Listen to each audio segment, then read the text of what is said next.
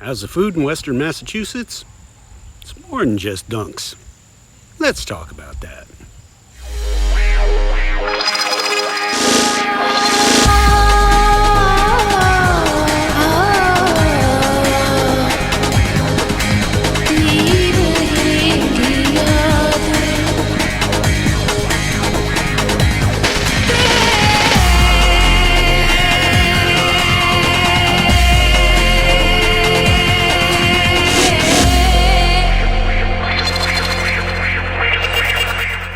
So today I wanted to talk about the food here in Western Massachusetts. And I have to say, I was a bit surprised when I came here. Now, I had been here a few times before, but I was only here for, a few days or a week. So I didn't really get to get into the food that was here. It was mostly, Tom's Long Dog, Webster's Fish Hook. It's like, oh yeah, you got to have some seafood and all this stuff. But once I moved here, I was amazed because I had to feed myself every day. And what I found was like, oh my God, it was actually really good. In San Francisco, where I came from, of course, hopefully you all know that by now, that's always sort of known as a foodie paradise. Well, you know what? That's not the only place where there's really awesome food. And I'm sure there are people outside of the San Francisco Bay Area who will be watching this and go, well, of course not. But in the Bay Area, they tend to be smug about their food. As a matter of fact, when I told people I was going to be leaving San Francisco, there was one woman who said she was a native San Franciscan. Yet, for some reason in her profile, she went to Wellesley High School outside of Boston. I don't know how that makes you a native San Franciscan. But she said to me, oh, bye, Felicia. Good luck finding a burrito in Massachusetts. Hey, you know what? I found a burrito, and you know what? It was really good. It was, I dare say, to insult the burrito snobs of San Francisco, it was just as good, if not in some ways better. Do you know why it was better? Because it was a smoked brisket burrito that, oh my God, it was pretty killer. But we aren't just burritos here. Of course, nobody thinks we're burritos here, but I was just surprised at how good the Mexican food was here, even though it's technically not always Mexican, it's Hispanic food. There are quite a few places. Just so you know, if you are seeing this on YouTube, I have a link down below to my blog post that has lots of links to all these other places, and it mentions them a little bit further in depth. But the food here is really surprisingly, for someone from San Francisco who tends to be, not me, but there are so many food snobs in San Francisco and the Bay Area who think you can only get that there. No, you can find it here. You can find it here very easily. Asian food. I mean, I grew up in San Francisco. I grew up in the Sunset District, which is about a mile from the beach, and it is 60% Asian, which actually most of the Asian there is Chinese. So Chinese food, easy to find, really easy to find there. And as a matter of fact, I can find, near my house, there was a commercial area that literally within one block you could find 4 Chinese restaurants. Here, what I found out that I thought was kind of funny is in downtown Florence, in the one block of downtown Florence, there are 4 pizza places. Finding pizza places in San Francisco, where I lived, was about as easy as finding a Chinese restaurant here. So it was kind of a flip that was kind of funny. about that. But overall, one of the other things that is kind of interesting about the Asian restaurants here, and I really have to say Asian restaurants because they don't really say they're a Chinese restaurant, or there are a few that do say they're a Japanese restaurant, but typically your Asian restaurants have Chinese and Japanese food. Like you can get chow mein and sweet and sour pork, even orange chicken, the Panda Express favorite here. But then you can also get beef teriyaki, chicken teriyaki. You get sushi and sashimi mixed in with all the Chinese dishes, which is cool actually, because sometimes you want that little mixture in there. Overall, the diversity of food here is surprisingly good. Seafood. The Bay Area is known as the seafood place by a lot of people. And everyone's totally into Dungeness crab. Oh my God, Dungeness crab, it's so good. I don't know. I never got into Dungeness crab. I could eat crab cakes there. And actually, when I came here, I got crab cakes and there was just something different. Now, obviously, they aren't made with Dungeness crab here like they are in San Francisco. So I'm assuming that's what it is. But salmon, cod, any other type of fish, just stay away from the tilapia crab. It's always available here, and it's really good. It's really fresh. When I walk into a seafood place here, it's kind of funny. There's just it smells like the sea, basically. You have that fresh, salty smell, and even though San Francisco is right on the water, a lot of the seafood places have a kind of old fish smell, for lack of a better term. It doesn't smell right to me. And really, for the freshest fish in the Bay Area, you have to go down to you have to be in the know of the people at Fisherman's Wharf, so you can get it literally. You're buying it from a guy who is cutting the fish up on his boat that he caught that day. Here, it's incredible how much is available. Things that are different. Clam strips are very big here. And there's a whole thing over the whole belly clams versus the clam strips. I personally, I'm sorry, I like the clam strips. The whole bellies it's like bubble gum from the sea, whereas clam strips are like French fries from the sea to me. And I don't like having to chew that much. And also, a lot of times, if the clams aren't cleaned out well enough, they're kind of gritty. But still, clam strips, clam rolls, I love clam rolls. And I was someone who rarely ate seafood in San Francisco. So we have all this stuff that is available here that I was very surprised at the differences.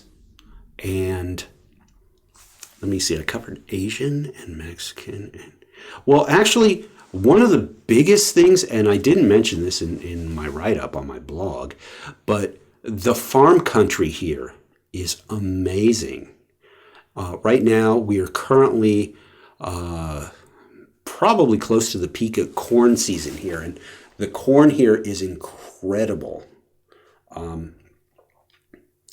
There is the produce is really awesome here, and it's close by. I know in the Bay Area, places like Google and Facebook, who had their on location restaurants that were like, oh, everything will come to us within an hour and a half. All food must be within 50 miles. Well, here, your fresh produce, I can go to a farm within 5 or 10 minutes, and I can get plenty of fresh produce. Even the grocery stores here have fresh produce that is locally grown and comes within, maybe a half hour. So the food here is really, really good. Now, I've been trying to try as many different places. There are still a few I haven't gotten to, and I'm really sorry about it, but I have not had a chance to try any of the Indian food here yet, which a good friend of mine who is British, who is living in the Bay Area, he said when I was moving here, he said, "Oh, you must try the Indian food. It is just like what you get in London." Now, there is a huge Indian population in London, and I have been in London. I spent a couple of weeks there, and the Indian food there was incredible. So I really have to put that on my bucket list of something to try. I just have to, my wife doesn't like Indian food, and the smell of curry bothers her, but that's okay. I will be able to grab it for lunch when I'm out someday, and that's fine. We have a huge amount of Jamaican food here as well, and it is incredible. Some of the stuff, I have only had what you can get at the grocery stores. I actually have not been to a Jamaican restaurant yet, but still, overall, the what you can get here is wonderful. And there are a lot of things that... talking about the stereotypical things, people talk about Dunkin' Donuts all the time. Okay. Yeah, Dunkin' Donuts, it's all right. It's everywhere. I mean, Dunkin' Donuts here is like Starbucks in San Francisco. If there's a line in front of the Dunkin' Donuts, you go to the Dunkin' Donuts down the street.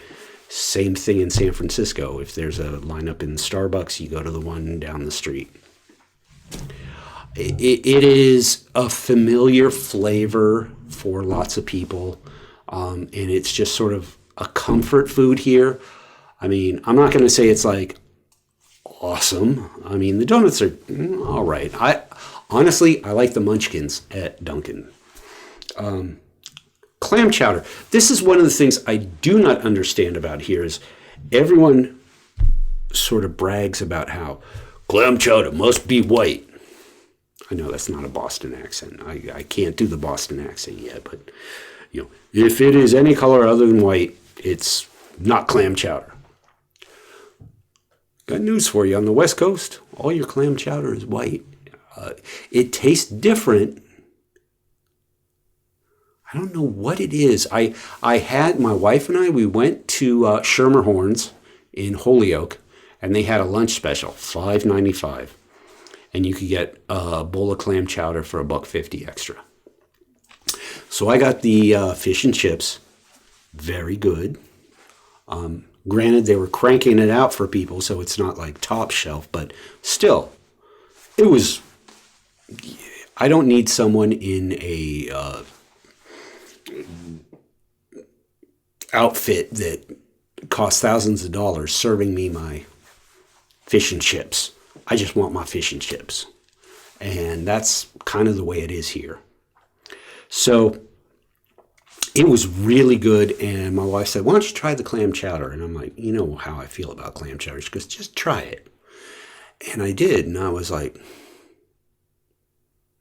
wow, there's something about this. And I can't, other than it was a little saltier, but it was really, really good here. And I think in general, what I have noticed here about the food is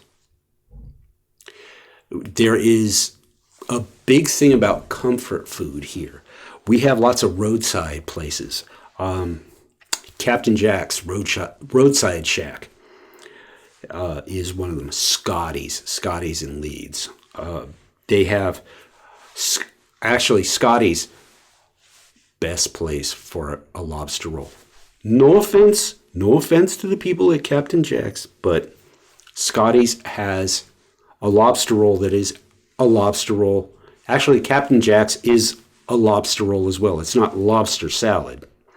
It is actually lobster, little tiny bit of mayonnaise, and then you got butter and lemon on top. It is I had never had lobster before here, and I kind of understand it. For the price, though, that's going to be a special occasion for me. But there are lots of roadside stops here that actually, with our current COVID restrictions that we have, is actually really good that these roadside places that are already based on takeout are still able to maintain the business for the people. And I mean, it is, just as an example, Scotty's that we like to go to once a week. You call in the order. You really need to call in the order because it'll be about, depending on what day, it'll be like 20 minutes. Sometimes it'll be a half hour. But if you call it in and it takes you 15 minutes to drive there, then the wait is not that long. They are always really busy there. And so it is, food here is good. My daughter is upstairs banging around. I don't know if you will hear this in the video, but so it is really, food-wise, there's very little I miss out on here. It is an excellent place to eat, especially, and this is really more for my Bay Area people, who we have lots of vegetarians and vegans. You can find tons of vegetarian and vegan places here, and I have tried a few of them, and they are very good. So I feel that the people in the Bay Area who are smug about food need to get out of the Bay Area and take a look around. And again, once again, if you're just seeing this on YouTube, look down below. There is a link to the web address of my writing. So please visit it. On top of it, if you have any places that you think I should try that hopefully are open during the whole COVID lockdown, even though it's not really a lockdown right now, but let me know and I will try and cover them. I know I will be going into later on the spot reviews of some of the restaurants.